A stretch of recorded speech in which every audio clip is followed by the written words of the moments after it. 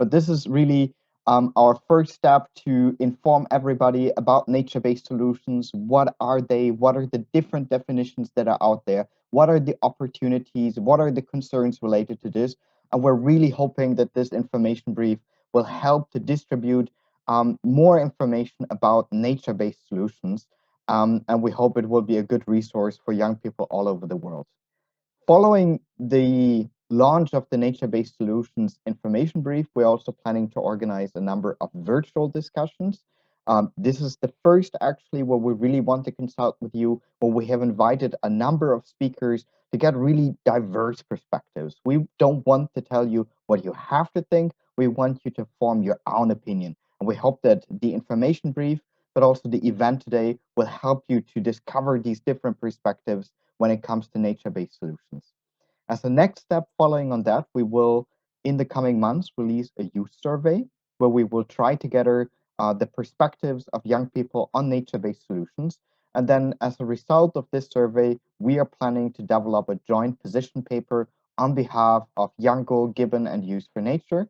And we will then use this as an advocacy tool for the upcoming meetings in our processes. That's basically the process. Again, many thanks for being here. Many thanks to our panelists. Many thanks to everybody who cares about this hot debate. We really hope that this will contribute to making nature-based solutions maybe a mechanism that takes into account more of the concerns, more of the opportunities that are out there, and really makes it a tool to both address the climate crisis that we're in, but also the biodiversity crisis. Thank you so much. Thank you, Christian. As Christian mentioned, this information brief is the first step, and it's soft launching today. You can check it out at the link below. But before you do that, we figured that we would take some time to briefly go through what's in this information brief and what kind of information it contains. So I'm going to pass it on to Hida to start that process for us.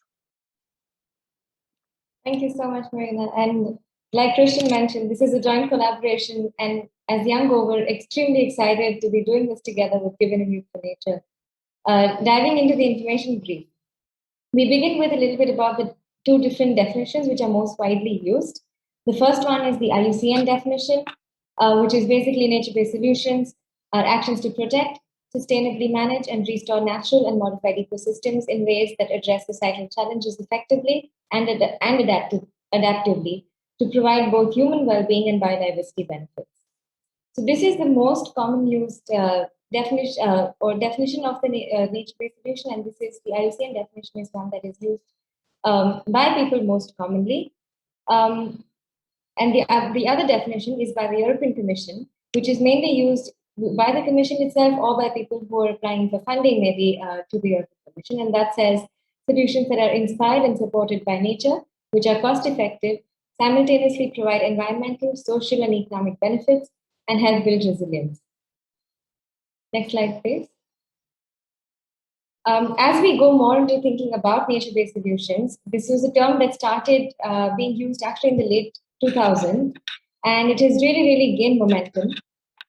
In order to deal with the definitions, in order to implement them better, there's a set of global standards that has come by the IUCN, and these standards provide further clarity about the concepts and definitions and how to implement nature-based solutions. So as you can see on the screen, there are 8 different global standards, which starts from effectively addressing societal challenges, information by scale. You can read it on the screen as you go, and it's also in the information brief. But it's basically talking about the different areas on how nature-based solutions can be used and in what manner they should be implemented. Along with that, there's also the nature-based guidelines, and this has been developed by environmental NGOs, by research institutes under the leadership of the Nature-Based Solutions Institute, so the NBSI. And this has 4 different guidelines, which talks about how nature-based solutions should be used. And it says that this is not a substitute for the phasing out of fossil fuels. So we cannot use nature-based solutions as an excuse or as a substitute. We have to work towards phasing out on fossil fuels to decarbonize our economies. It also talks about protection, restoration, management of a wide range of natural, semi-natural ecosystems on land and in the sea. It goes into details. It talks about enhancing biodiversity, right? So it's biodiversity right from the diversity at the gene level until the level of the ecosystem. So when we're looking at the entire, right from single organisms to entire ecosystems. Next slide, please.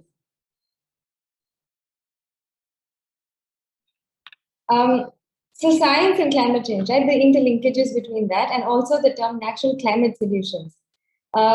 Nature-based solutions especially gained a lot of momentum in the last few years. Like Justin said, it was widely used at the Secretary General's Climate Action Summit. This is used as a largely umbrella term. It has been featured right from reports like the IPCC, the IPBES, as well as the Global Center on Adaptation, the GCA.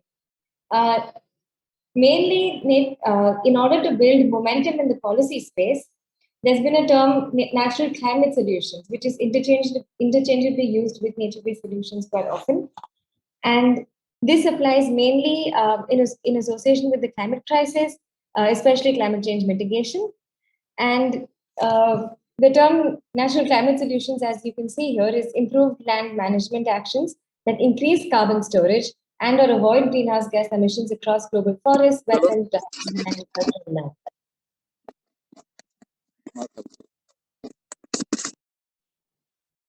The point to be noted here is that natural climate solutions have found to have the potential to provide 37% of the cost-effective carbon dioxide mitigation needed until 2030 to reduce global warming below 2 degrees. But again, we have to notice, like in the previous slide, this cannot happen in isolation, right? We have to use natural climate solutions or nature-based solutions in addition to reducing the amount of fossil fuel that we're emitting, in addition to moving towards cleaner and greener technologies. So natural ecosystems can only help us mitigate if we rapidly reduce and eliminate the use of fossil fuel production. Thank you. With that, yeah, thank you so much, Hita. Hita is our global focal point of YOUNGO, and now we'll pass it on to Esteban from Youth for Nature, who will introduce slide 10 and 11 for us. Esteban, please take the floor. Hi, everyone. So another thing covered in the paper is the potential risk and warning voices within the nature-based solution space. And some of these are what you see here on the screen. There's things like there's not a single agreed definition, whether it's the IUCN definition or the European Union's definition. Many institutions have defined NBS in many ways, focusing on different priorities such as biodiversity, human well-being, economy and social assets. There's also risks for offsetting and delaying decarbonization, fossil fuel companies, and high-emitting countries using NBS to delay commitments to emission reductions. And the catch is that NBS solutions will become less effective over time as the planet warms. Greenwashing, rebranding of highly damaging practices as green and keeping emissions as usual. The monoculture of tree plantations that are not actually biodiverse and could lead to a severity of social implications such as land grabbing and others. The benefits are not rigorously assessed, and things as carbon colonialism of disconnect northern carbon credit consumers from the harms of these interventions and their consumptions. Investments by the private sector in the form of offsets and carbon markets, and it could also lead to diverted finance from ecosystem-based approaches to NBS because bad faith actors are not willing to follow the principles established in the conventional biological diversity. Next slide, please.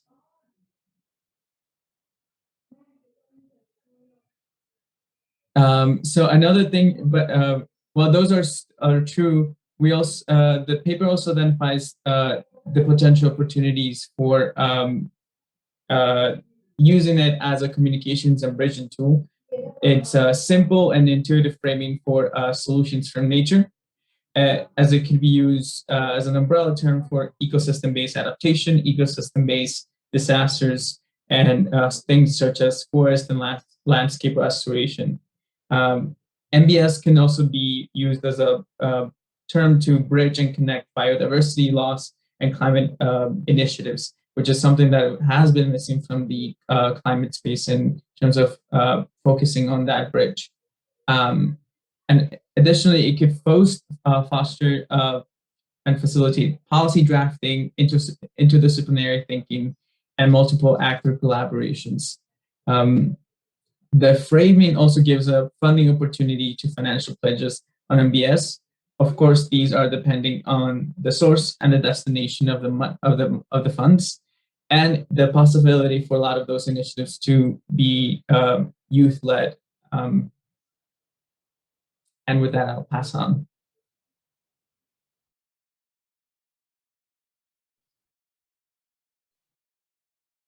Thank you so much, Myrna, I Esteban. think. Yeah. Right? Yeah. Thanks so much, Esteban. Thanks a lot, Stefan. I will follow talking about the ecosystem approach because many civil society organizations that are active on the CBD discussions towards the post-2020 global biodiversity framework have been saying that we should still pay attention and maybe prioritize the ecosystem approach, which is already defined under the Convention on Biological Diversity as a strategy for the integrated management of land, water, and living resources that promotes conservation and sustainable use in an equitable way.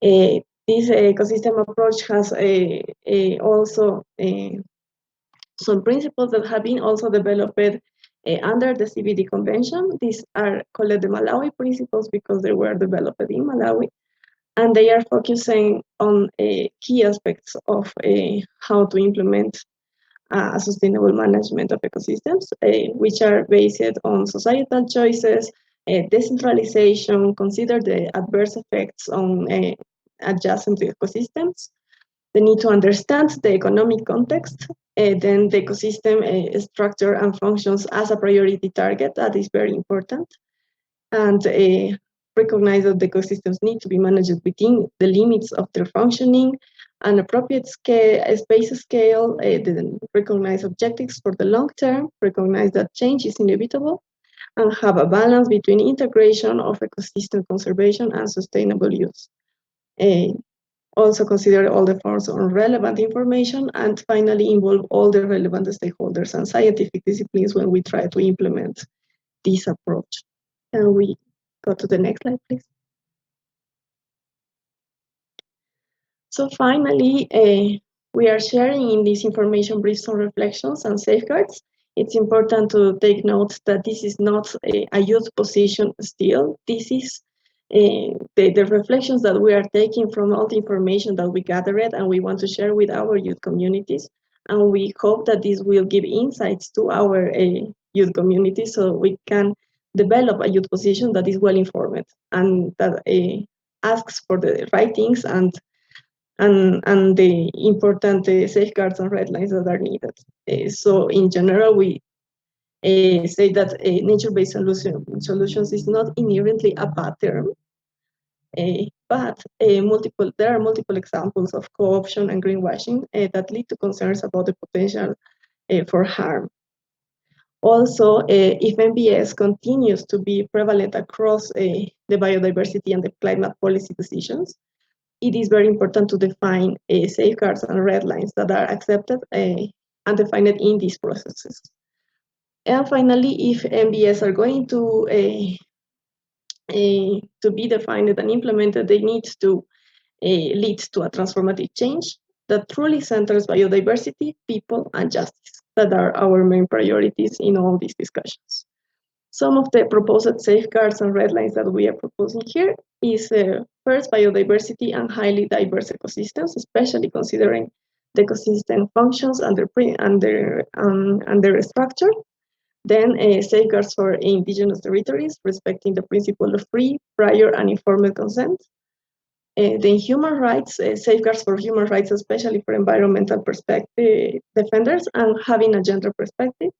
And safeguards for inclusiveness, following the principle of leave no one behind. And the red lines that we are proposing right now is to avoid having red lines to avoid greenwashing and restrict offsetting, considering offsetting as a last result and not as an excuse, as we are saying on the event, and preventing all the monoculture schemes because these cause more harm than good to biodiversity. I think this is all from my side. Thank you. So yeah, I think I can already see a question coming in. So I can read it out for our speaker. So in light of the potential risks identified in this research, are you going to suggest or demand an update of the recent adopted IUCN MBS global standards? And if so, what is the fastest path to get them updated and strengthened? Does anyone want to start answering this question?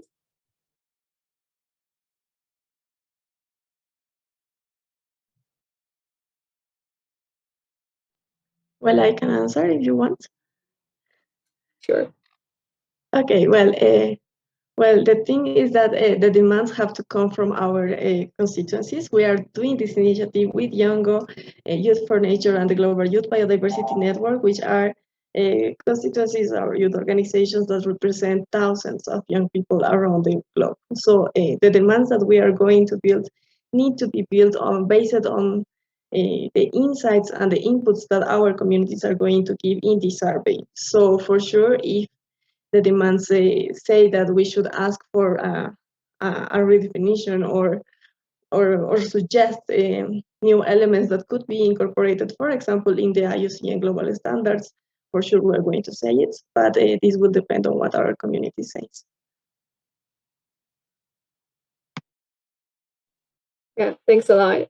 Anyone want to add up anything? And also to our audience, feel free to send any questions you may have in the group chat. Chat box. So any questions are welcomed. And as for this question, any other speakers want to add up anything?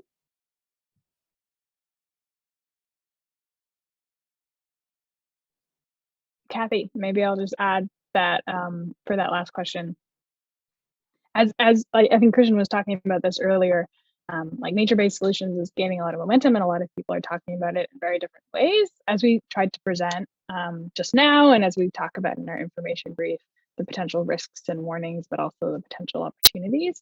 What's really missing from this space is like a very clear, unified, like youth voice about what do young people feel about this term and how do we as young people, as youth around the world, like want to be advocating for or warning against when it comes to nature-based solutions.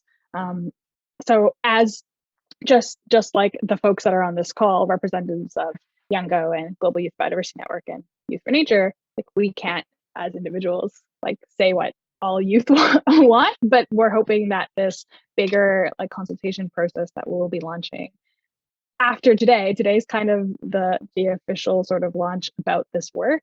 And next up is coming maybe some more discussions, definitely a survey.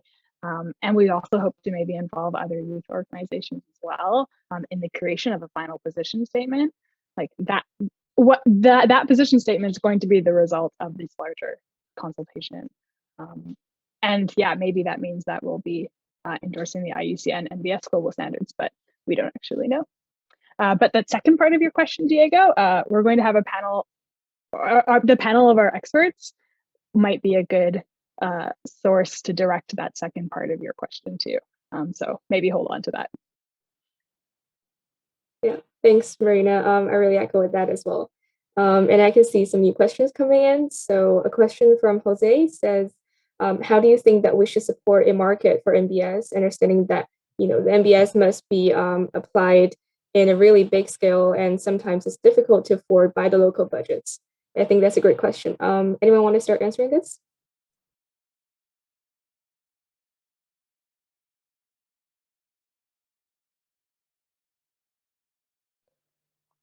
Yeah, I can jump in here. Yeah, sure. Definitely right on. And I think people are now slowly understanding that nature-based solutions has a really, really big implication. And it's also one of the best ways to move to a cleaner future and bring down the temperature, sort of reach the temperature goal that we want to, which is 1.5 degrees. I think how we would support this is basically just clearly advocating and doing things a little more, right? Doing whatever we are doing, but doing it more and doing it more frequently. Talking about nature-based solutions, talking about the differences between using nature-based solutions as greenwashing versus what actually nature-based solution is, what we want it to be. And I think through the process of this consultation, also like Marina said, right from today until the next few months when we have this outcome ready, this entire process is going to be a lot of conversation. It's going to be reaching out to a lot of different stakeholders. And I think the outcome of that, what we come out with, is what all of us as youth should then run with and spread the message saying that this is what we want, this is what we found over so many months of work, and how can we best utilize it. So there's no one straight principle to do this, but we just need to get together and make sure that we're all doing whatever we can and coming together in this larger movement for nature-based solutions. Yeah, thanks, Hita. I really echo with that as well, because I think we'll not only need efforts from the public sector, we also need private sector's help as well. And Christian, do you want to add up anything? I think Hita already summarized our perspectives on that. I think it's important that we don't preempt the outcomes of the survey. What I can say is that in the Global Youth Biodiversity Network, we have a lot of very cautious and concerned voices when it comes to market-based approaches. We're not sure if this is the right solution. We think the crisis that we're in is actually not demanding market-based interventions anymore, because we've seen that they're too slow, that they're not targeted enough, and we're very concerned if such approach would be applied to nature-based solutions. But again, the purpose of this event today is to bring all the different concerns, all the different visions together, and to identify a direction that we as a unified youth movement can move to. We understand that there are so many different definitions out there, and we think this is the key problem with nature-based solutions, and also the key rationale for us doing this. Because if we cannot agree on one unified definition, then basically everybody can do whatever they want with nature-based solutions. And we've seen, and there are examples in the information brief, that companies, that private sector initiatives are already starting with their own definitions. And we find this very concerning and hope that we can contribute a little bit towards moving into a more cohesive direction. Thank you so much, Christian. And I can see another question from Ram about climate finance. So climate financing plays a key role as to how NBS can qualify for climate change, often with the state as an intermediary between the youth and local problems. And do you see room in upcoming conferences to facilitate youth and communities to petition states and make sure climate finance does take into consideration local concerns and not just big companies or state-sponsored solutions? Anyone that's knowledgeable in climate finance?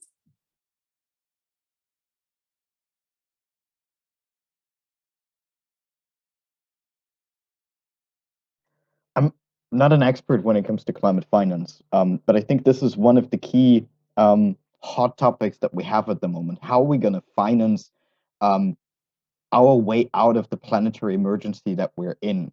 And there are different proposals that are being put on the table. What we're also seeing is that, thankfully, after many, many years of hard advocacy work in the climate space, climate funding, at least on paper, is rising. Whether this money is also creating an impact is a completely different question.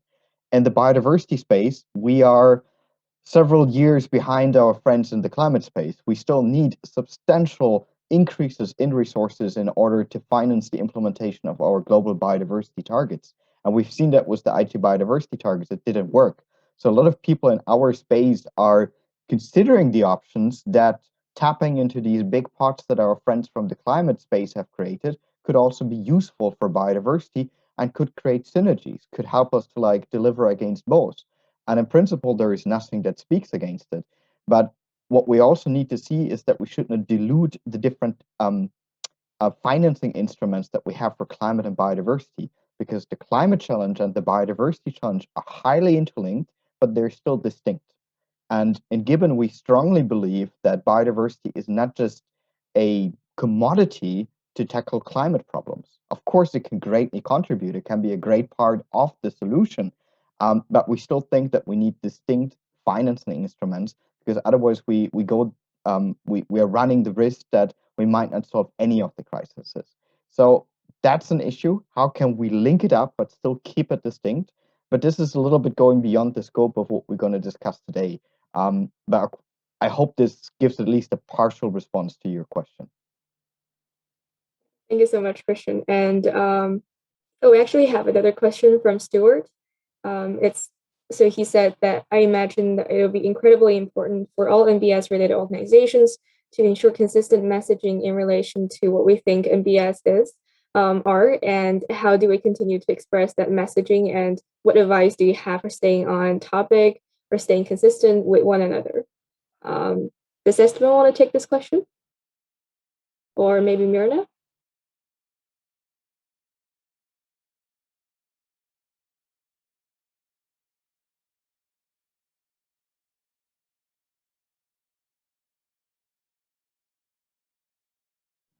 Well, I can share something. I think that's the main advice that we could give is to keep the discussions going. I think that most of the organizations, civil society organizations and youth organizations that are working towards fair agreements on environmental policy that advocates for people and for justice are in the same line, but maybe we don't have all the information that we need, or we don't know the positions of other organizations to rethink and design joint positions to have a stronger voice. But I don't think that we really have civil society or youth organizations that are, I don't know, that I would agree with perverse incentives or perverse offsetting or biodiversity, or taking biodiversity as a commodity or things like that, because this is not the nature of our movements.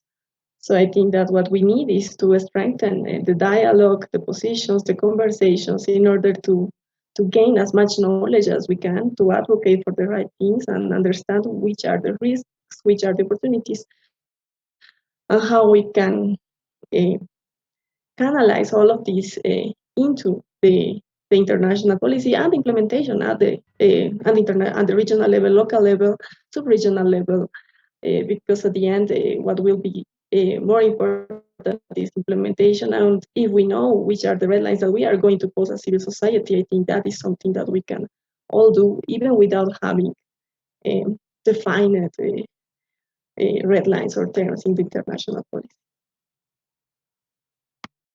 Thank you so much, Verna.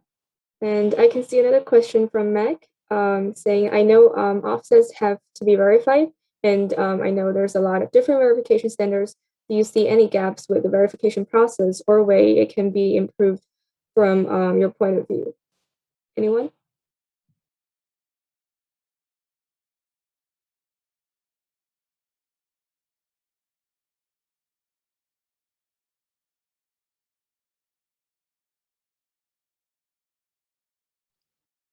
I might jump in And quickly. also, sorry, Kathy. I might jump in quickly. I'm not an offsets expert. I mean, I could definitely attempt to answer this question, but I might suggest that we hold that question for our panel, which is coming up really soon, because I know that we have actual experts on offsets on the panel, which I am not.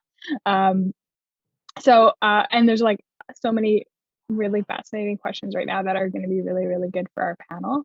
So I might hold some of those and keep them for the panelists, which will be more experts for those things for sure.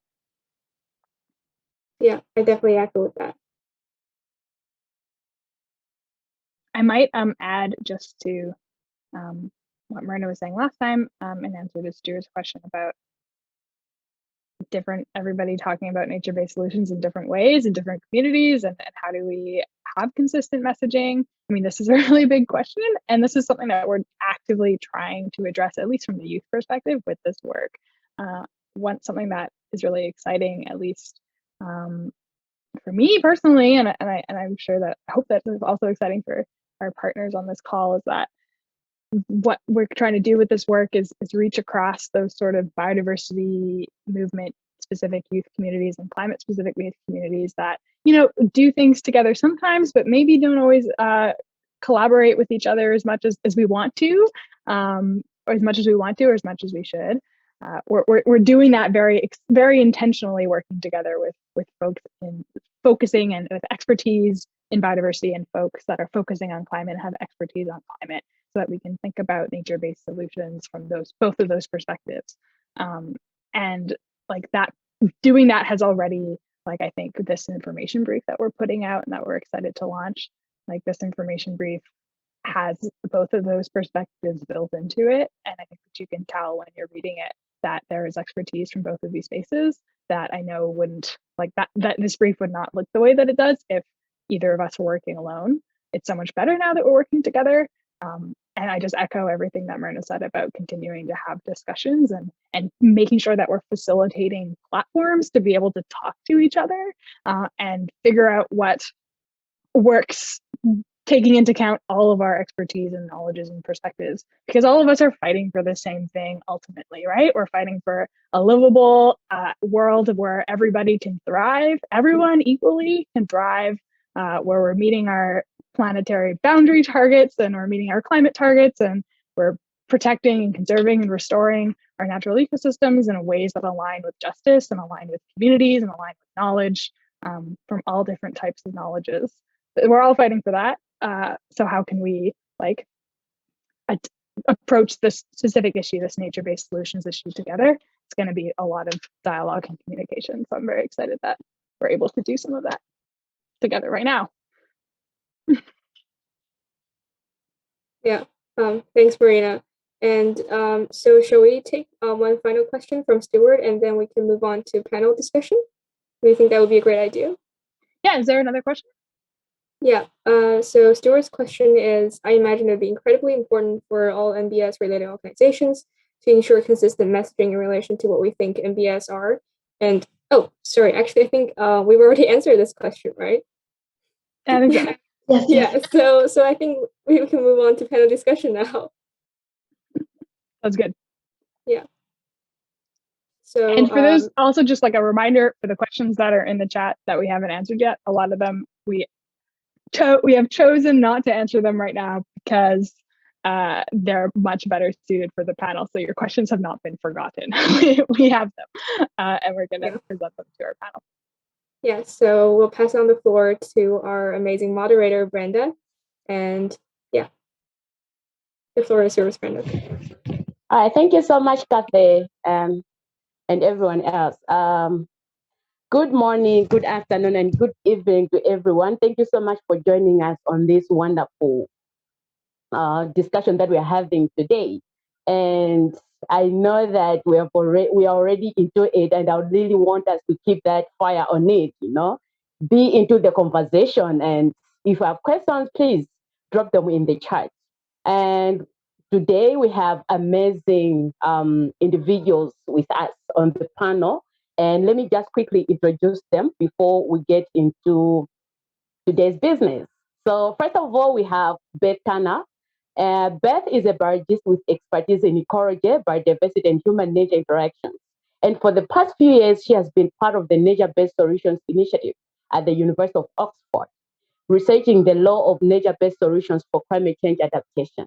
And in collaboration with the International Institute for Environment and Development, she has also been conducting research on how nature-based solutions can address a broad range of development goals.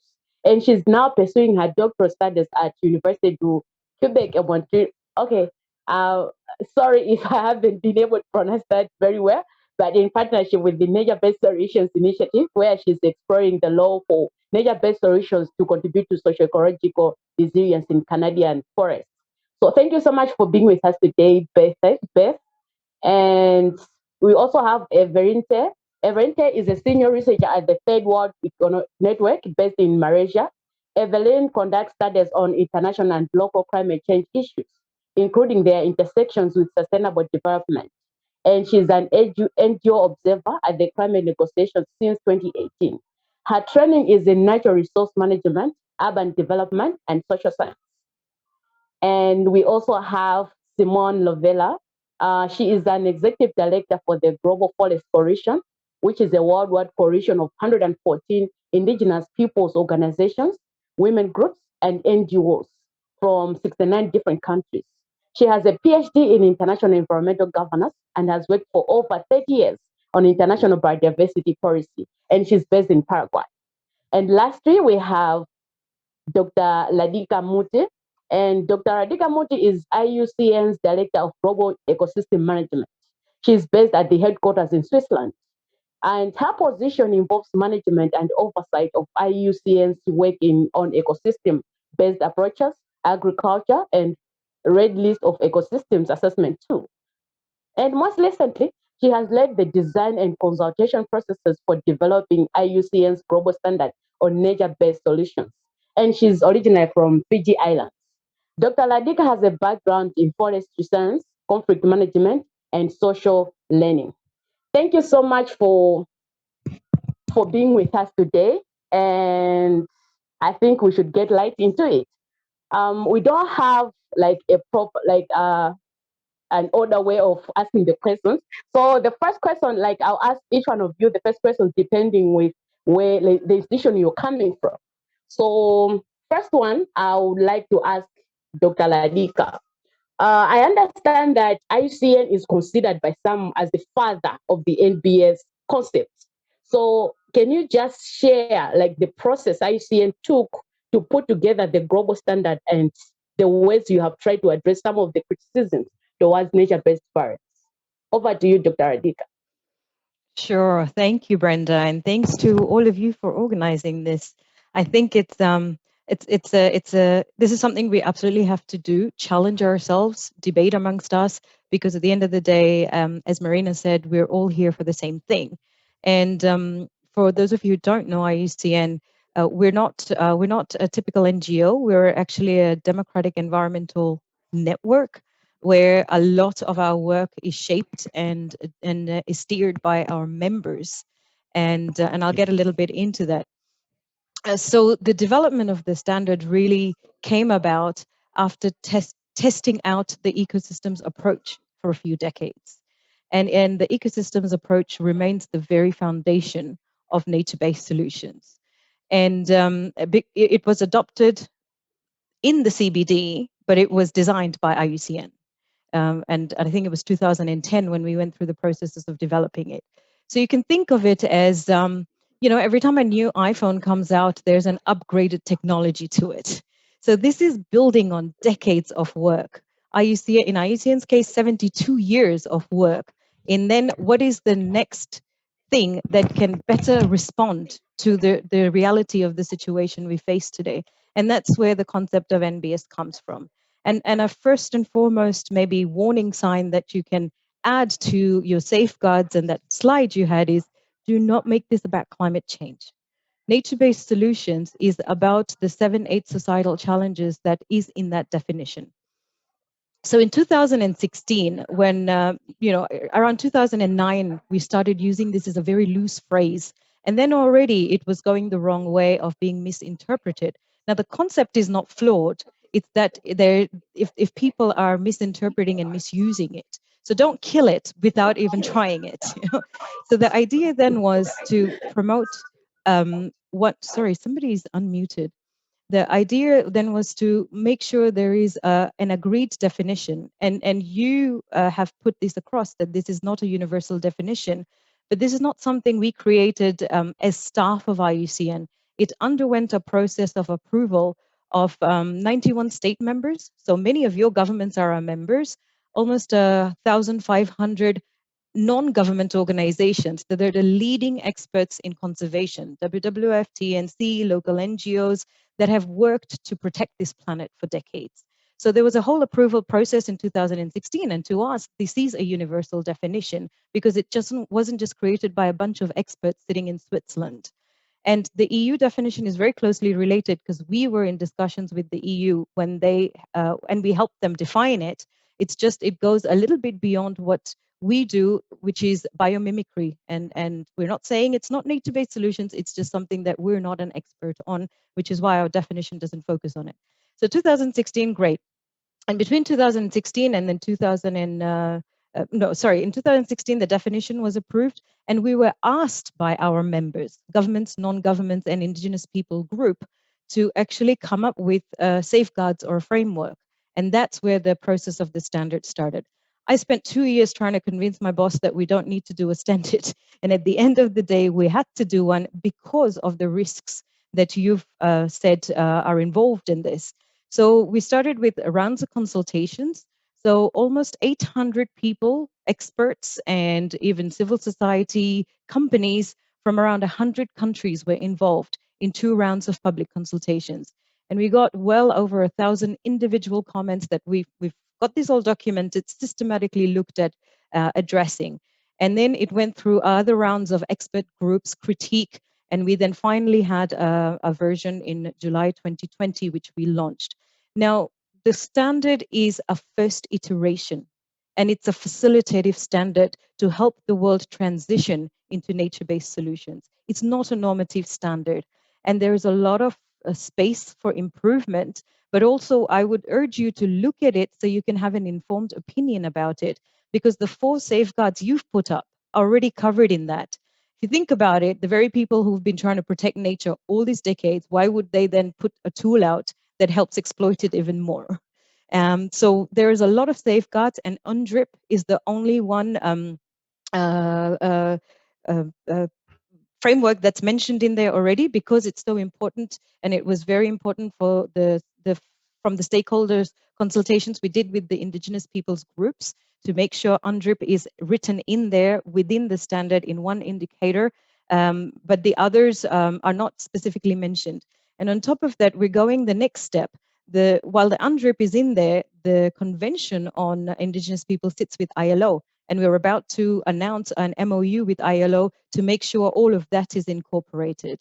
So that was the process of developing it, and now with the rollout of it, there is a lot of noise around it, but the noise was also created during the process of developing the standard, because we really wanted this to be an inclusive, bottoms-up approach. So we basically went out and crowdsourced a standard, and that's where a lot of momentum and interest was built. But of course, you will have the usual people in there who are trying to find loopholes for greenwashing, etc. So while you hear a lot of that noise, please do look at the standard, and you'll see that many of you, well, the 4 concerns you've put on your slides were our concerns as well. And we made sure that all of those are reflected, and it's going beyond the safeguards to look at how we can leverage those safeguards, but be able to bring nature into the development arena, and making sure that wherever nature is exploited in the name of development, it becomes the go-to tool for development. So how do we develop and meet our needs because of healthy ecosystems rather than at the expense of that? Because we can't afford to do this anymore. I'm going to stop there and pass it back to you. I took a bit too long, but hope that clarifies and gives you an idea of the 2-year process we went through in developing this standard. Thank you. Thank you so much, Doctor. And I really love the fact that what we thought that our concerns is something that you already, it is something that is already being tackled on. So I'm looking forward to learning more about that. Moving on to Beth. You know, I know that NBSI has become a leading academic voice for NBS research and policy applications. So can you just briefly speak to the 4 NBS guidelines that you have put together in partnership with other groups and how it may address NBS criticism? Beth. Yes, great. Thanks so much for your question, Brenda. Yeah, so I just to start, just a quick clarification, because yes, we just heard about the standards, and now we're talking about the guidelines, and I just wanted to distinguish the kind of the differences between the two, because they are, you know, they're not supposed to do the same thing. So the standards are about, you know, how can we guide nature-based solutions in practice on the ground? What do we need to ensure the standards on the ground, versus the guidelines are more for looking at policy. You know, how can we make sure that the concept is used in policy correctly? So they do converge on many ideas, but that's sort of the distinction between them. And just as with the standards, we came up with the guidelines because of the same concerns that you guys had pointed out earlier in the session.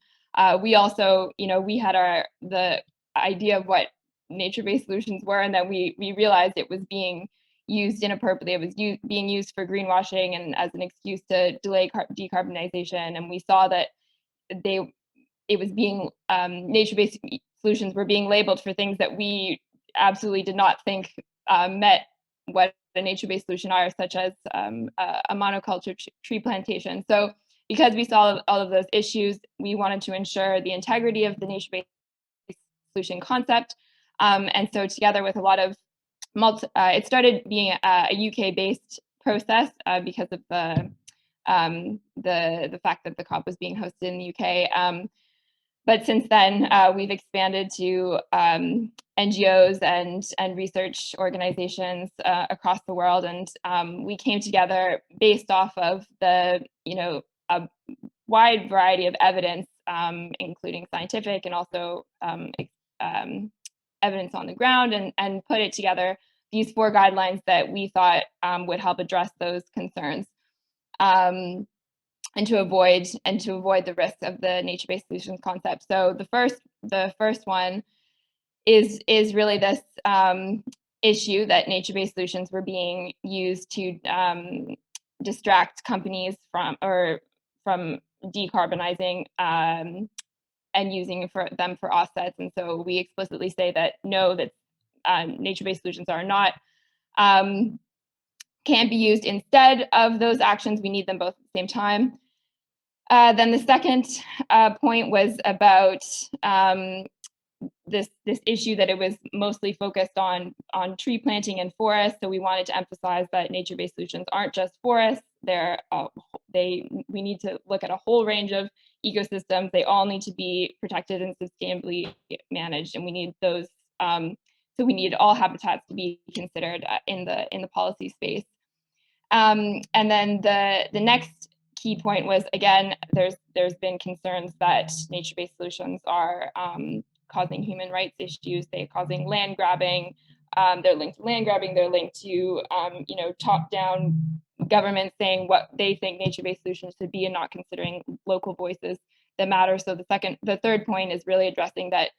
No, that's not a nature-based solution. Nature-based solutions are locally led actions.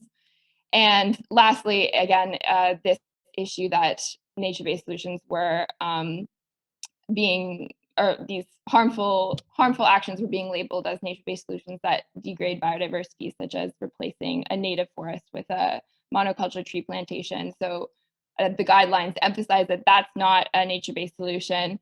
They have to be based on maintaining the integrity of the ecosystem, maintaining biodiversity.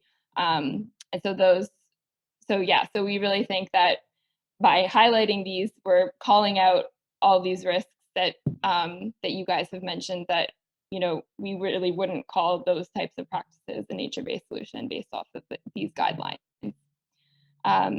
So yeah, I think that's all I have to say. All right, thank you so very much for your clarification. Moving on, I have a question for Evelyn. I understand that the Third World Network has been critical of nature-based solutions, and in fact, it even published a briefing last September, which was titled "Nature-Based Solutions or Nature-Based Seductions," that outlines these concerns. And what do you think are the biggest concerns about the use of the term nature-based solutions in your view? And what do you think need to happen to be meaningfully address it?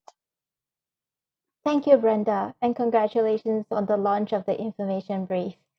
I think we need to make the very clear point from the beginning that we definitely support protecting ecosystems and the rights of those who are at the front line of safeguarding biodiversity, such as what we have heard from the speakers before me, the indigenous people, local communities, smallholder farmers, practicing agroecology women, and so forth.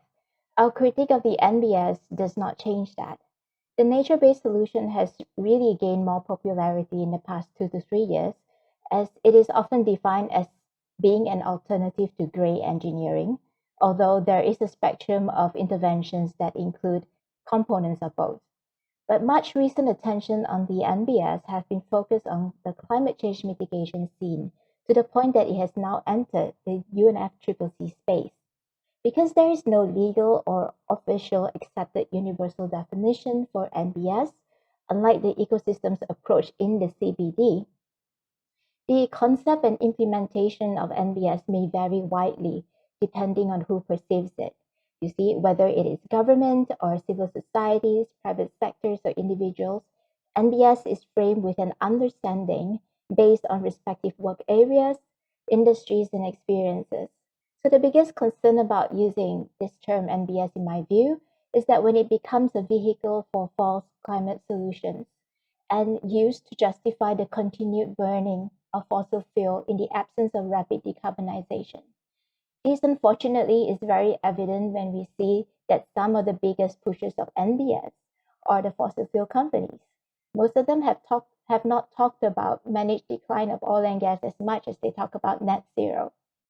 So schemes where nature is reduced to its constituent carbon to be sold to the highest bidder will never be solutions.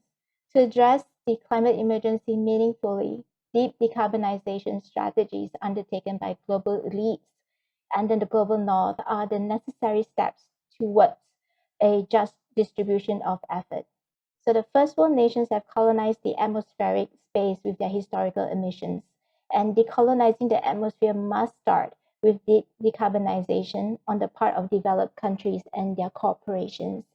So if there is the possibility to decouple NBS from carbon offsets and focus instead on protecting ecosystems, rights, and livelihoods, then those nature-based solutions options can be supported. But when NBS are used as offsets, then they are merely nature-based deductions. A follow-up paper on that publication will be released sometime soon, and I hope to share with the rest of you when it comes out. Thank you.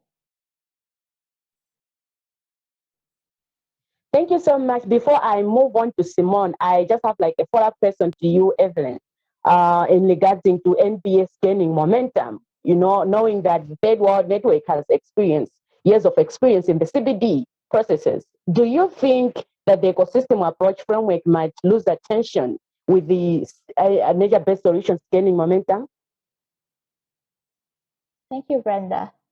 My colleagues Lin and Chin has been following the CBD for more than 10 years now, and I'm just speaking on behalf of what they shared with me.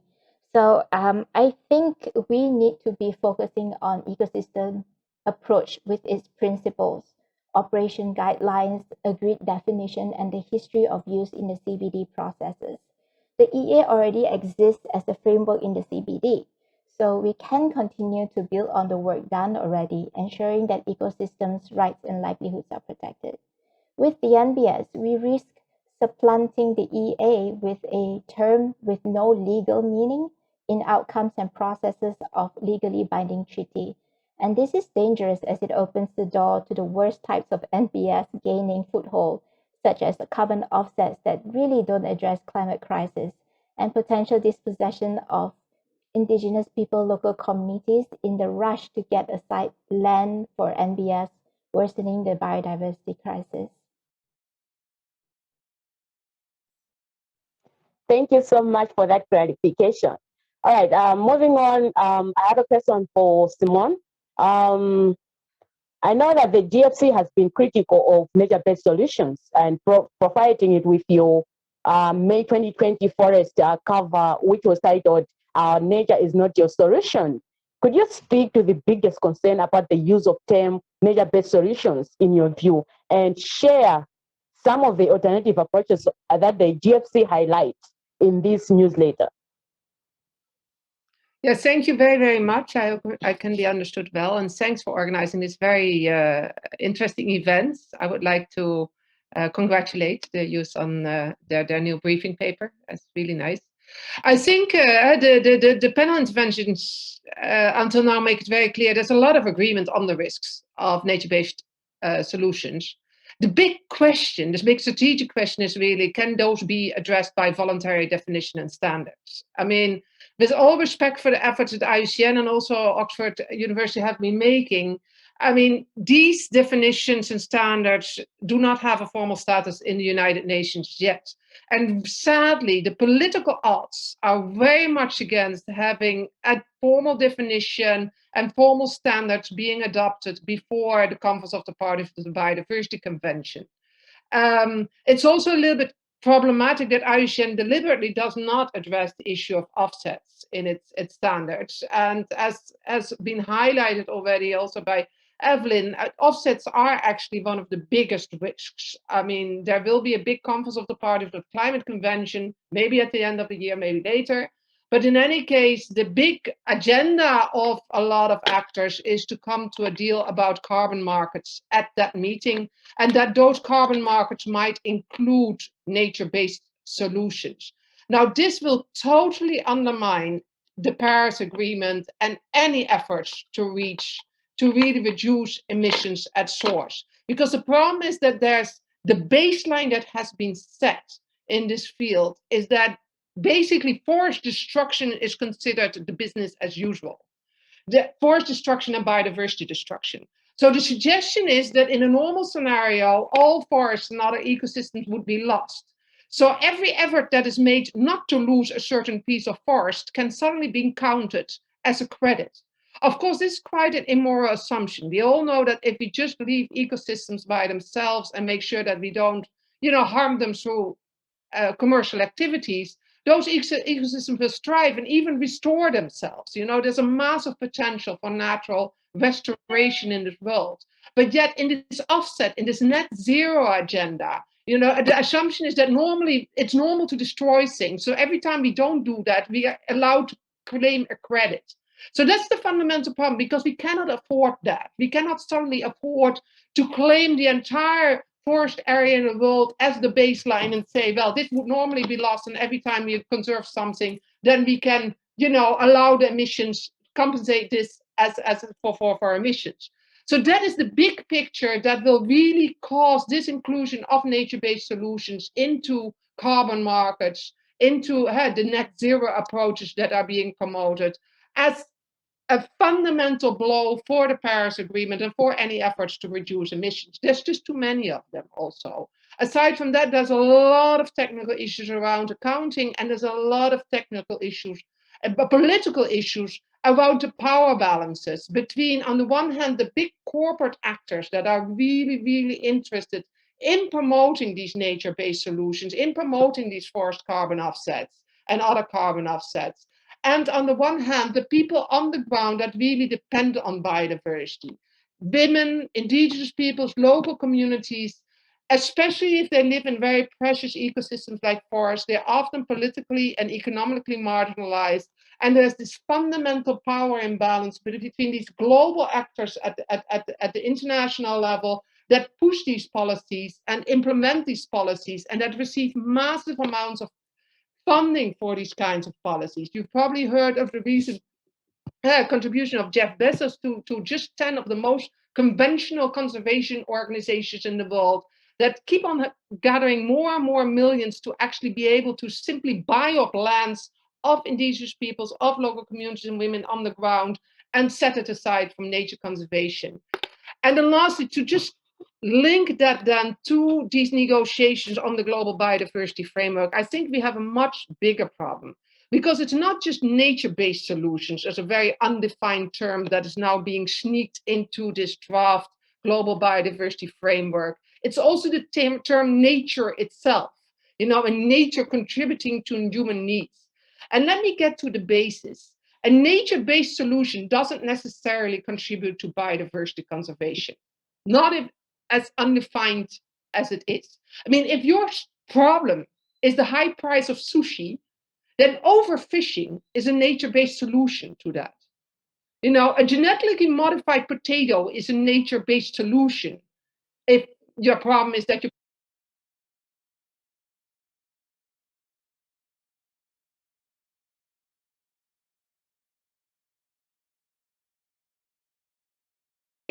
to produce bioenergy is a nature-based solution for countries' energy problem. Of course, it's devastating for forests and it's devastating for the people that depend on forests, But that doesn't matter, because in the current situation where there's no governmental definition of nature-based solution and no governmental standards for nature-based solutions, this is included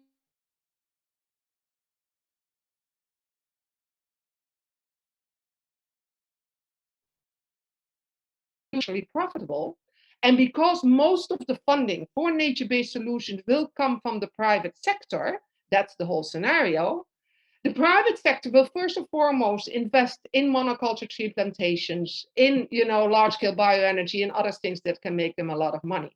And you see that under schemes like the BOM Challenge, where actually 43% of all the forest restoration projects under the BOM Challenge are monoculture tree plantations.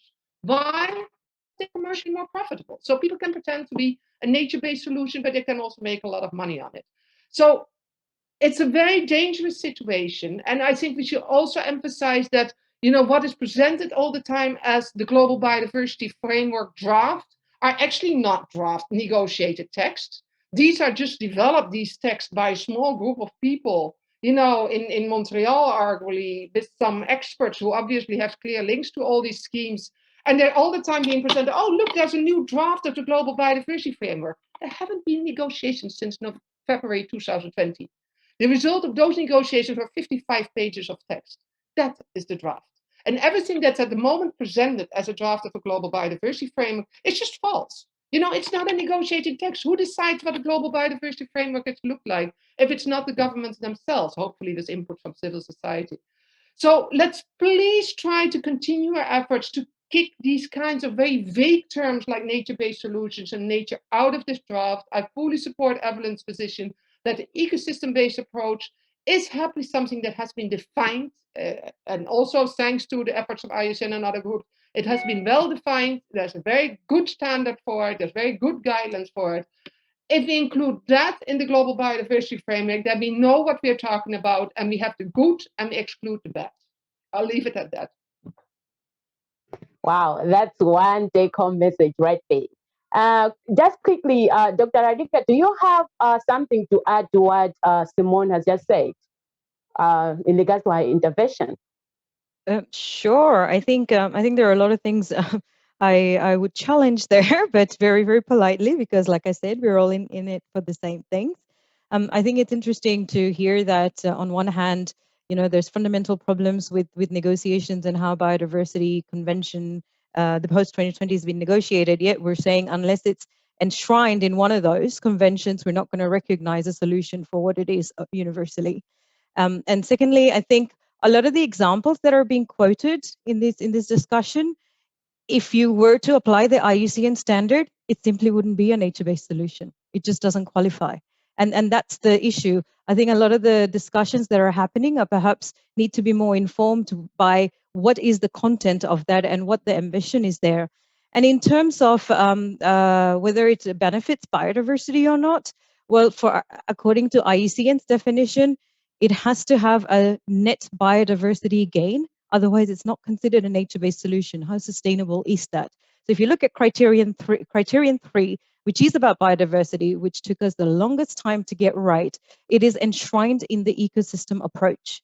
But the ecosystem approach is very much about inclusive management of nature, but without the thinking of the sustainability of it, without the thinking of the feasibility of it, without the really looking at then how does this work for livelihoods, for food security, for water in the long term beyond a project cycle. So I think that the shift is to take the good work from the ecosystem approach, but make it in a way where there is sustainability, longevity, and there are mechanisms to recognize that, if within the circumstances where biodiversity is not being exploited further and there is no further marginalization or social inequity promoted, then yes, there is a way to use nature in a way through protection, restoration, or sustainable use where it can deliver the needs of the very people on the ground who need it. We can't keep putting aside nature and curate it in a museum and say to local communities that, well, it's too precious for you to use yourself. No. So this is a way to try and find the next path. And I keep hearing that people are stuck on the ecosystem approach. Like I said, read the guidance. The NBS is underpinned by the ecosystem approach, but the ecosystem approach is one part of the solution. You need a much more holistic approach to make this into a mainstream problem-solving approach, which makes sure that there's no further marginalization and inequity, and definitely no development goals can be met at further expense of nature's health. So I'm going to stop there. Thank you. Thank you so very much for that. All right, so I have another question for Beth. We've been talking about greenwashing and offsetting, and I'm pretty sure I also know that there was a question in regards to that. So I just want to know from you, do you think that the scientific community and civil society can push for strong implementation guidelines and safeguards to ensure that NBS are not used as excuses for greenwashing and offsetting? What's your take on that? Thanks for the question. Yeah, so I think what we're trying to do with the guidelines and safeguards is, well, they're really based on, I guess the pull that we can try to give to policies, that they're really based on evidence about what actually works and what we really need, to ensure that nature-based solutions are actually creating the solutions that they're meant to address. And so I think with that strong foundation, that's a really solid argument that will help them be taken up by policy. And also I think they can call out the private sector that's trying to co-opt the term nature-based solutions. This is so beyond the policy sphere, but towards corporate sectors. This is something we all have to really push for, and it's really great that that all of these youth organizations are coming together to really think about what they think nature-based solutions are, because we have to voice our opinions strongly to call out all of these organizations. And I think also that are using the term incorrectly.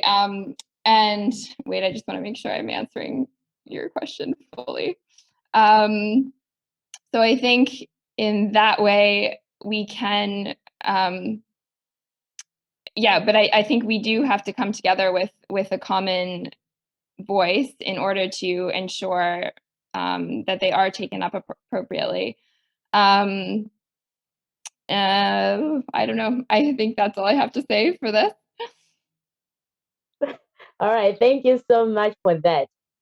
Before we move on to the questions from participants, I just have a couple of questions that are going to everyone on the panel, and whoever has an answer or feels comfortable to answer that, you can take that question. It isn't going directly to anybody. So first of all, why is NBS an important concept in your view? Why do you think NBS is an important concept?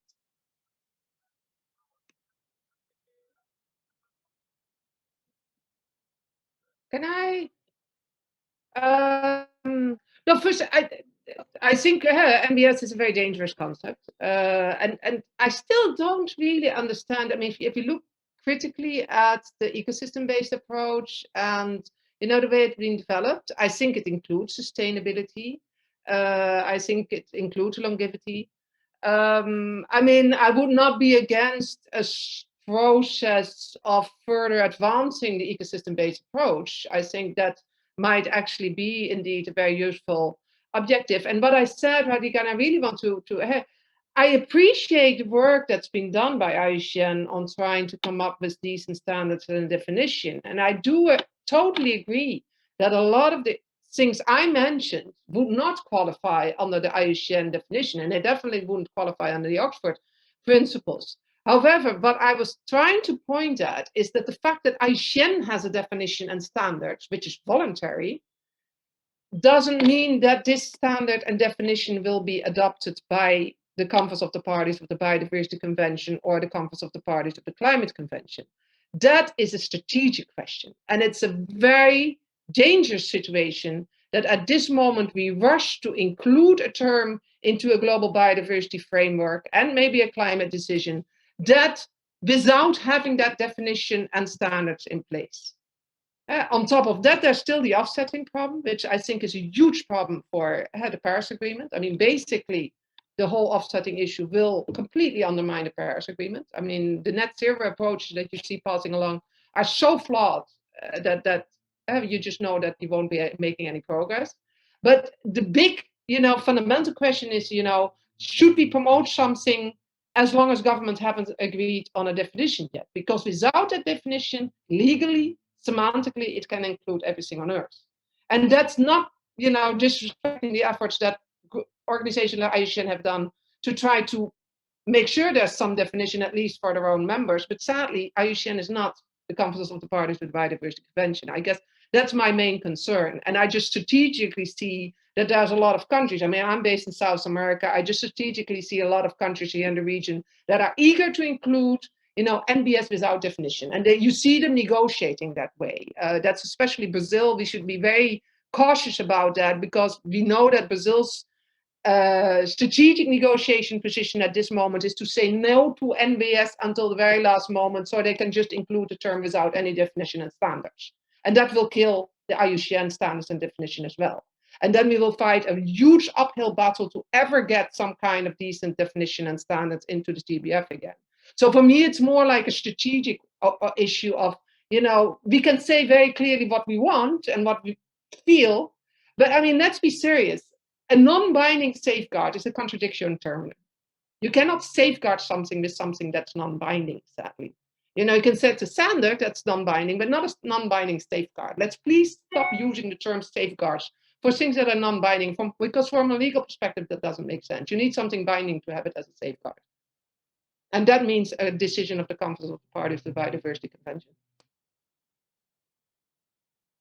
Thank you so much, Simone. Anybody on the panel who would like to add something on that? Or like yeah, Brenda. Let me just maybe put some context to this. So the standard came out in July 2020, 7 months ago. And there are processes to now align this with the negotiations that are going on about climate and biodiversity. And the ecosystem approach, we defined it in 2004. It was adopted by CBD in 2010. Yeah.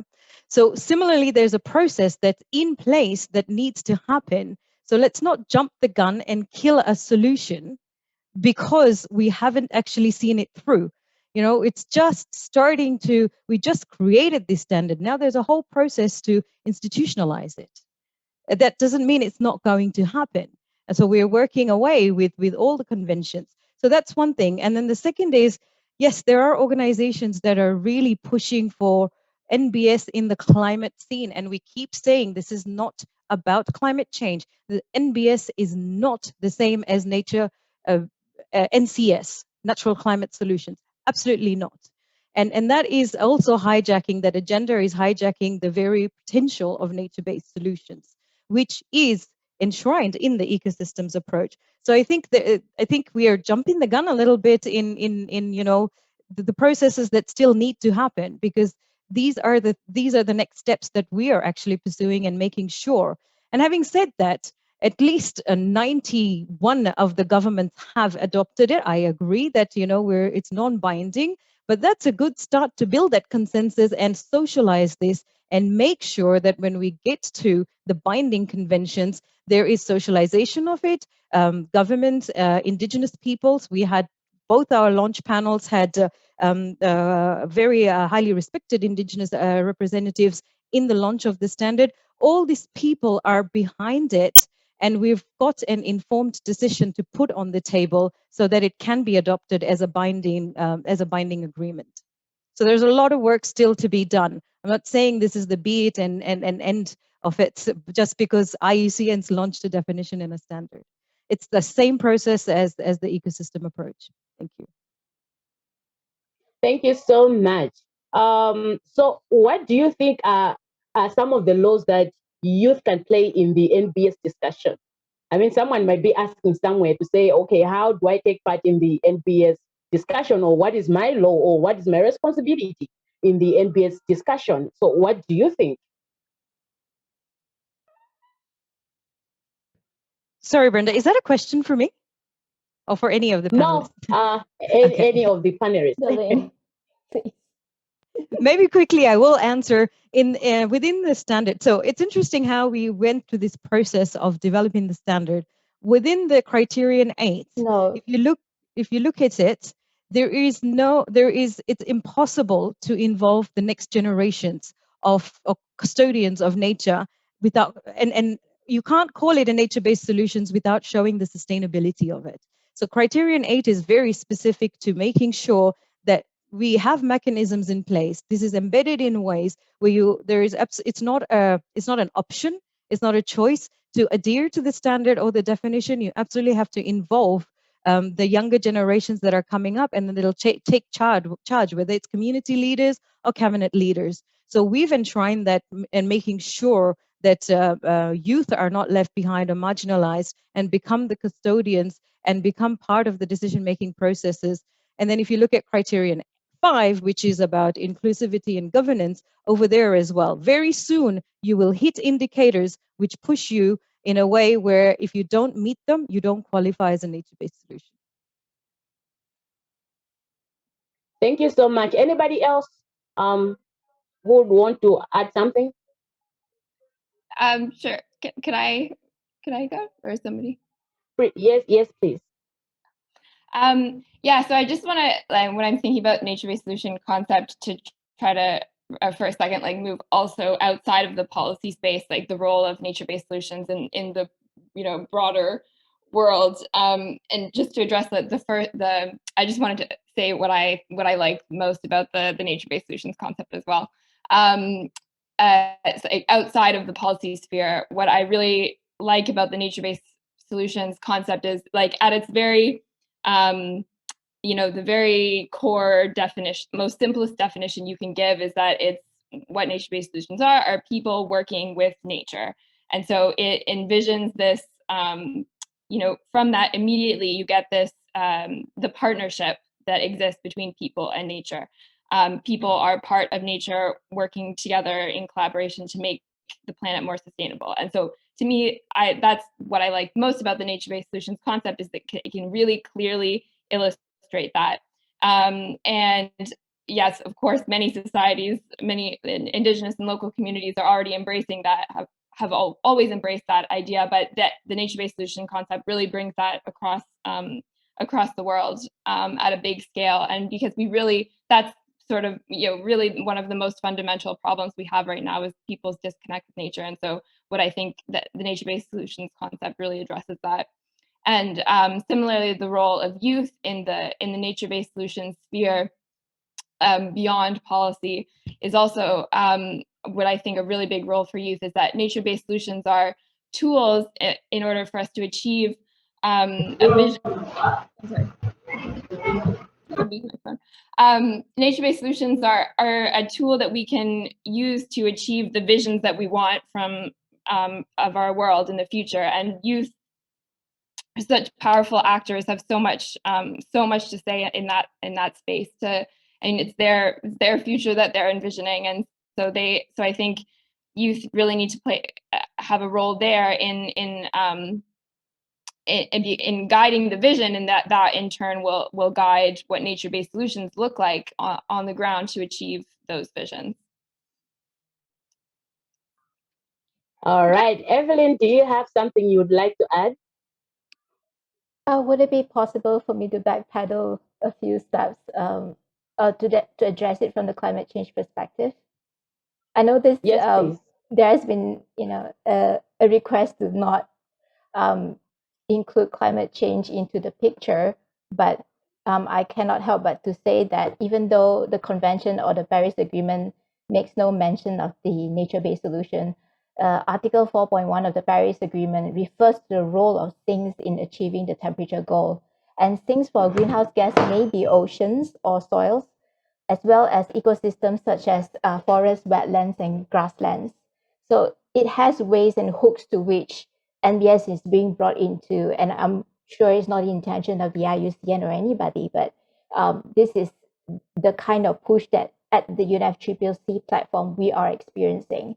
And in Decision 1 CP25 para 15, you can read where it says, underlines the essential contribution of nature to addressing climate change and its impacts and the need to address biodiversity loss and climate change in integrated manner. So this is really the hook that is going to open the door for NBS to be co-opted as a climate mitigation action. And this is where it opens doors to a lot of things that we do not wish to happen. And also the UNFCCC Standing Committee on Finance have already agreed to organize its next forum on the topic of financing NBS. And this has already been agreed and welcomed in the COP25. So I think there are two aspects of discussion that we have today, and I want to echo Simon in such a way that we need to look at it strategically as well. I'm from a scientific background. Nature-based solution is to me, at the get-go, a benign term, and of course, full of positivity, opportunities, and we can, biomimicry and use it in cities, sponge city concept and all that. But then again, there is a bigger issue that we need to confront around this, and in the climate change section, it's something that we are very wary about. So that's all I have to say. Thanks. Thank you so very much. So I think for now we'll take some audience questions from the audience.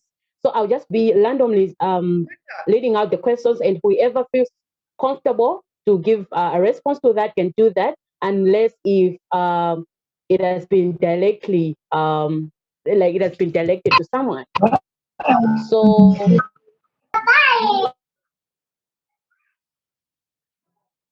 all right, first question.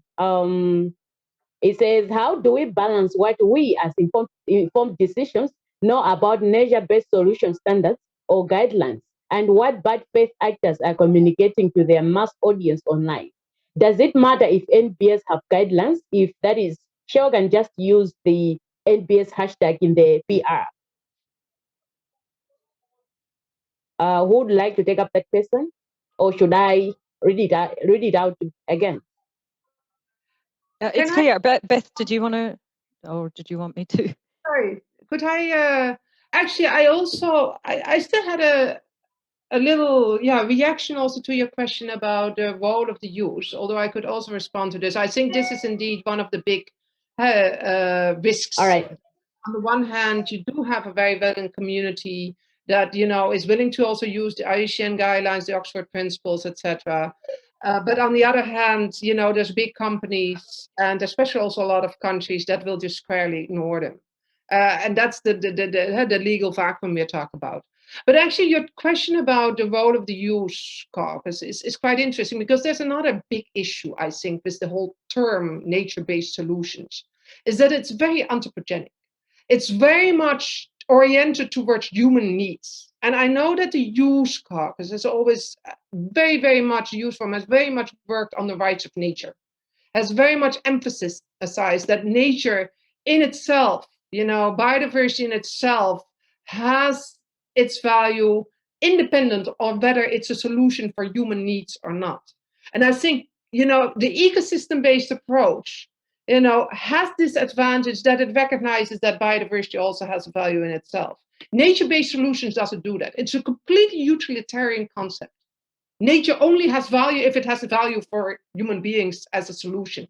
I think that's questionable. And knowing all the work that the youth movement has done on the rights of nature and the rights of nature by itself, I actually think this is very worthwhile for the young people to further discuss amongst themselves whether there isn't a fundamental conflict between the rights of nature and such a utilitarian concept of nature-based solutions. Thank you so much, Simone, for that clarification. So I think we can now move on to the question that was given by one of the participants. So I'll just read it out again. The question says, how do we balance what we as informed individuals know about nature-based solution standards or guidelines, and what bad faith actors are communicating to their mass audience online? Does it matter if NBS have guidelines. If that is, Shell can use the NBS hashtag in their PR. Anybody who would like to take that question? I'll just say that, like, I don't think that this is a unique problem to the term nature-based solutions. You know, if the term nature-based solution wasn't there, they would be using, like, greenwashing was here before nature-based solutions came about. So I think it, like, regardless, greenwashing is an issue, and the key is to you know, continuously call out these actors when they're doing this. And that's what, like, we recently, in addition to the guidelines, we also released you know, a list of a few points to do exactly that. We released an article last week that, like, calls out these companies, and to show that, you know, that is greenwashing what they're doing. And so we need this on many forums from many voices to consistently call out these people, and call out these actors. But I think, like, regardless of nature-based solutions or not, that type of action would be happening anyways.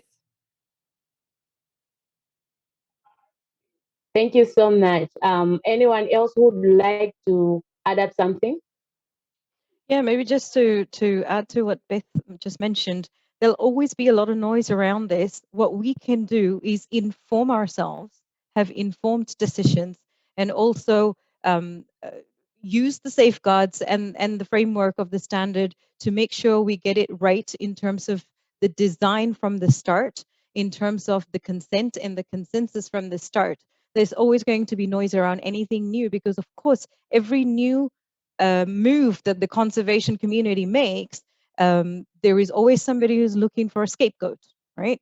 So for us, the only thing we can do is, firstly, I hear this all the time. I was on an EU Green Deal panel, and somebody from the participants said, this is only going to work if we just stop fighting amongst ourselves and get some consensus around this and move forward together. Because the more we go up against ourselves, the more space we're giving for that noise to happen, right?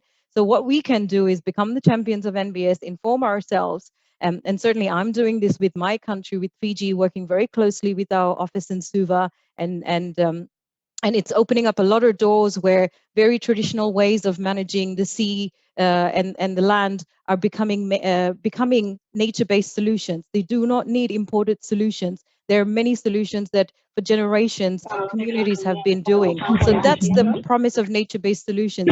Stop looking at this purely from a scientific top-down way of protecting nature to looking at this in ways where we've coexisted, and how do we leverage that and turn that into those opportunities where we can start recognizing them for what they are.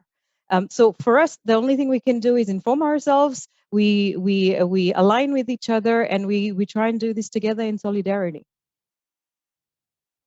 Thank you so much, Dr. Latika, for that. I think we can take another question. And I know when you were responding to the questions I was giving, Dr. Latika and Beth, you were mentioning about the guidelines and the standards. And someone has, Rachel has asked a question on that. He says, Radhika and Beth, were you part of your consultation processes for the guidelines and standards? Additionally, were 4 communities involved or just community leaders? I know in my experience, opinions of leaders don't always actually reflect what those working on the ground are experiencing or in need. That's the question. So I think either Dr. Radhika or Beth would respond to that. So definitely, I think Beth, I can answer for you. I think Natalie was part of the processes and definitely gave a lot of feedback in that. I led the consultation process, so I was very much part of it. But it's you know, we did a 2-year consultation process, and it wasn't just casting out the net. We brought together about 150 Indigenous representatives during the Madrid COP, because that was an excellent opportunity. And Veronica Ruz, who's part of my team and is part of this, work through the process where they could understand what we're trying to do here. Similarly, our officers managed to reach out to many actors in country, but to get down to an individual community level, of course, That is something it is just impossible to do, and it was channeled through the leaders. And the thing there is not everybody needs to buy into this until it is of use to you and it makes sense to you, right? So if a community feels this is going to threaten and marginalize them further, absolutely get in touch with it so we can work this through. And that's where the standard kicks in. There is no space in the standard for promoting marginalization and more inequity. So no, they weren't directly involved, individuals in a community, but we did our best to make sure this is really a bottoms up constructed approach and standard. Yeah, the guidelines, I'll just speak of the nature-based solution guidelines briefly.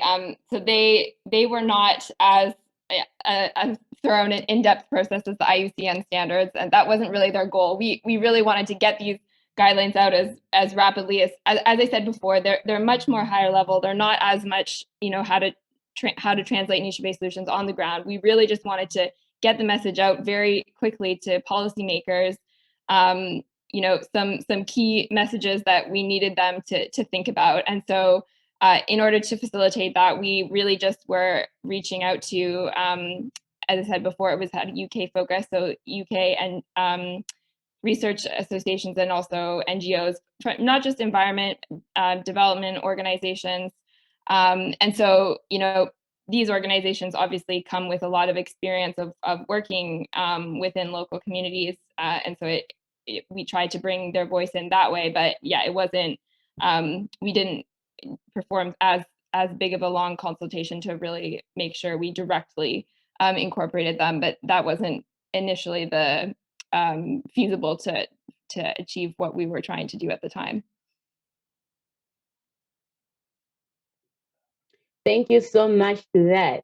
Moving on, we have lots and lots of questions from Khalid. So we've tried to analyze all this together just so that we could have like a clear picture of what he's trying to say.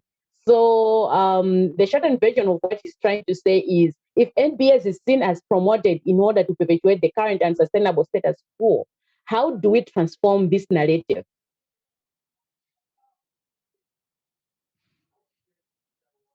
Could you repeat Anybody that? from the panel? Could you repeat again, sorry? The question says, if NBS is seen as promoted in order to perpetuate the current unsustainable status quo, how do we transform this narrative? Like the promotion of NBS in order to perpetuate the current unsustainable quo. Yeah, I think we just have to constantly voice that it's not, that nature-based solutions are not a replacement for these, these large structural changes that we need. Like, nature has been degraded because of, we need to address those root causes that have caused nature degradation in the first place, and those have to happen along with nature-based solutions. And I think we just have to reinforce this message constantly. And to really make sure that, yeah, nature-based solutions are not a solution to continue enabling us to live as we've been living. Anybody who would like to add up to what Beth has already said?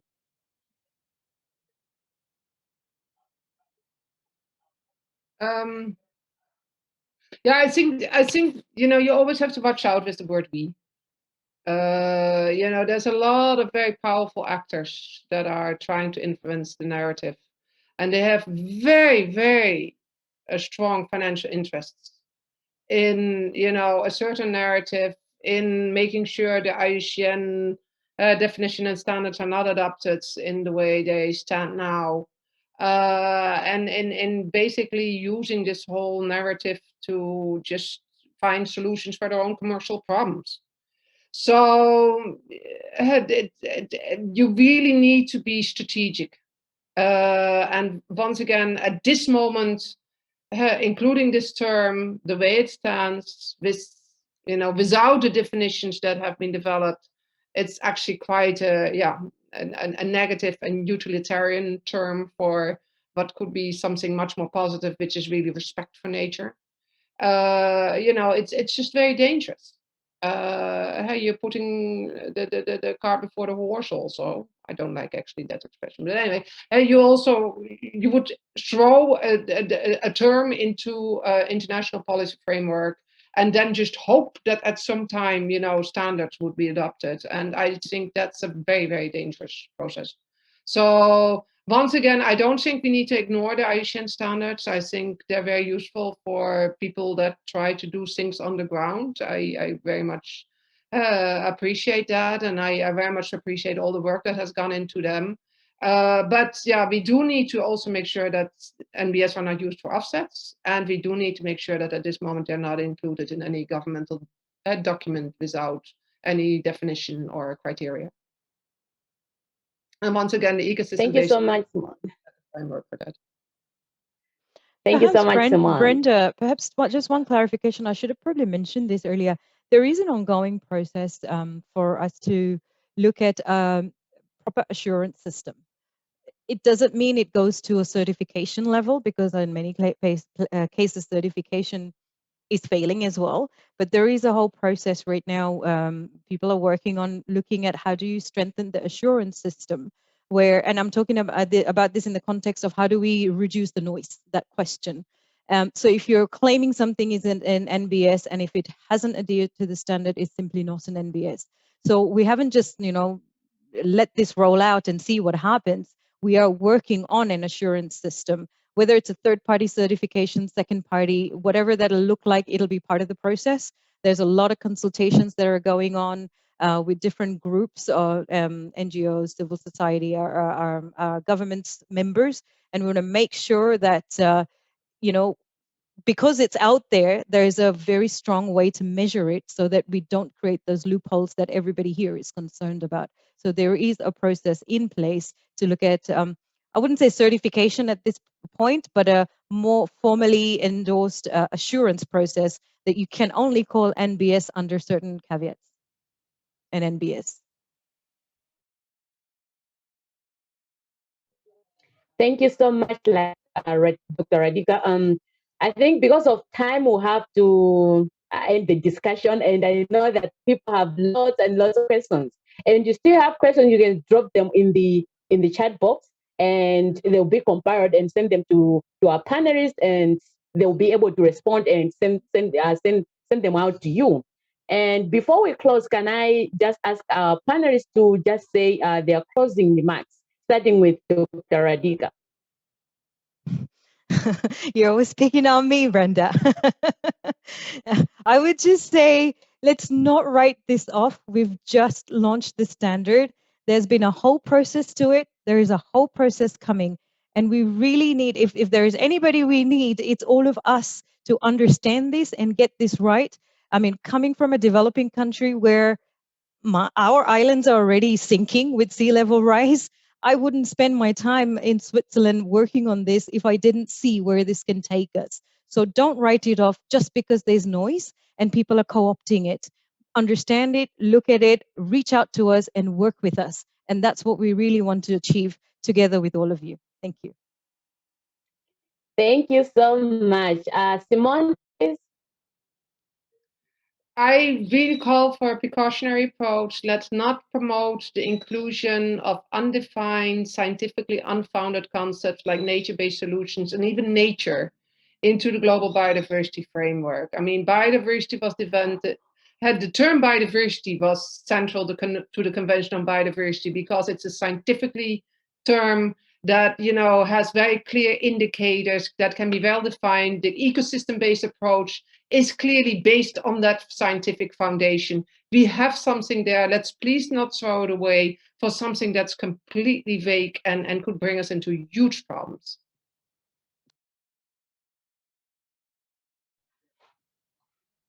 Evelyn, and then we'll finish with Beth. Thank you, Brenda.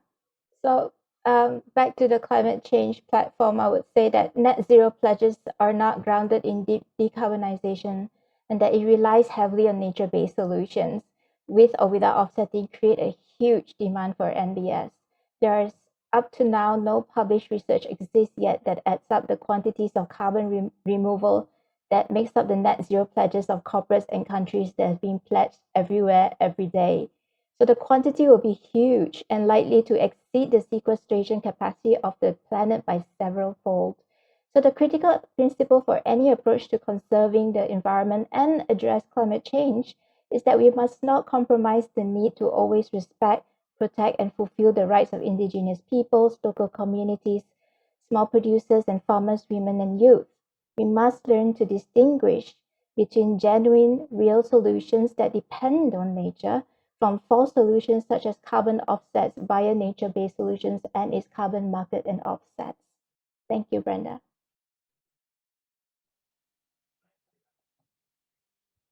Okay, I'll just finish. Then yeah, I agree that this is definitely an issue with the fact that nature-based solutions don't have that formal definition recognition in the CBD and other processes, and that's definitely a key challenge for nature-based solutions moving forward. But I think, you know, beyond its incorporation into policy, I think the concept has huge potential as a communication tool to the broader society. And I also really I would disagree that it's you know, that it perpetuates this idea of people exploiting nature for their own benefit. I really think that the concept alternatively breaks that down completely, and like as the Nature-Based Solutions Initiative and many other organizations are really trying to promote through communication tools. Like we've come up with a figure to really show how nature-based solutions are a partnership between people and nature, and the solution is to provide benefits for both. And it's really, so I really don't see it as a tool to exploit nature further, but vice versa, of a way of living in harmony with it. Thank you so much, everyone, for being amazing tonight. And I know that we've learned a lot from you. And thank you so much for being available. And to all our participants tonight, thank you so much for being there. And this is the time to develop your action plan. How are you going to participate in, nature-based solutions at an individual level, community level, country level, and even regional level? So thank you so much. And from me, your moderator tonight, Brenda Mwale, thank you so much. Back to you, Melina. Thank you. Thanks so much, Brenda. Thank you for moderating that, and big thank you to all of the speakers for being game to have a pretty lively discussion, and a really important discussion, I think, about nature-based solutions. To end off, I mean, that's sort of everything that we have for you all today. As we talked about at the very beginning of this session, if you can remember all the way back to the beginning, this event today with the IUCN Global Youth Summit in collaboration with Youth for Nature, Global Youth Biodiversity Network, and YOUNGO is just the beginning of a larger process to take all these very diverse but also very critical perspectives about nature-based solutions and figure out like what a unified youth voice on this issue needs to be, so that we can be more successful at advocating for the kind of change that we as young people like need and deserve. And what that process is going to look like, we have this information brief that we have soft launched today, and we'll post all over social media tomorrow. There's a link to that brief in the chat, and I'll post it again in a moment. But we also want to encourage all of you, especially the young people on this call, to fill out a feedback form that I'm going to be posting in the chat shortly. If you're interested in this process and you want to get involved and you want to make sure that your perspective as a young person is heard about nature-based solutions and incorporated into this work that we're doing together, or if you're a part of a youth organization yourself and you're interested as that organization to be involved in this process in some way, please fill out the form that we're going to be sending into the chat shortly, so that we can make sure that we keep you updated and get in contact with you and bring you into this process and make sure that you're engaged, because we really want this to be something that is reflective of all youth, whether or not they're involved in our 3 networks or not. So I'll post that form right now. And in case, unless Kathy, you have anything left to share, or folks from Global Youth Biodiversity Network have anything left to share, I think that we can start to say goodbye. Yeah, thanks a lot, everyone, and especially to our panelists for a very fruitful discussion, and also our audience for your time and all the amazing questions, and also to everyone from YOUNGO, GYBN, and Y4N for contributing so much towards the info brief and also this dialogue, and also our incoming collaboration. So yeah, just thanks to everyone, and yeah, nothing else from my side. Awesome. But from the GYBN side, I just want to thank our wonderful panelists. We're super proud that we managed to get this amazing group of smart and strong and amazing women into our panel. And we are also very happy for all of you that have joined us during this event. And we hope that we are going to keep this collaboration and bring a lot of youth voices into the discussion, because this is really important. Thanks a lot for joining. Yes, thank you so much. And somebody asked in the chat about whether this event will be recorded and shared. It is being recorded as part of the entire IUCN Global Youth Summit list of sessions, and I believe it will be up on YouTube. I'm not sure when. I think that's sort of up to the IUCN Global Youth Summit organizers, but shortly. And we'll, especially if you fill out that feedback form, we'll have your contact info, and we'll be able to directly send you that recording once it's available. But it will also we'll be posting about it, at least Youth for Nature, definitely, and I'm sure GYBN and YOUNGO will also be posting about it on our various social media accounts and our websites. So yeah. Awesome. Thank you so much. Big round of applause for all of our panelists. And thank you everybody for participating today. It was so good to see you all. Are we taking a group photo? I'm gonna stop. I think I'm gonna stop the recording. We can take a group photo. I paused that one because I wasn't sure if it would. We were already like a minute to the end, so I felt like we didn't have enough time.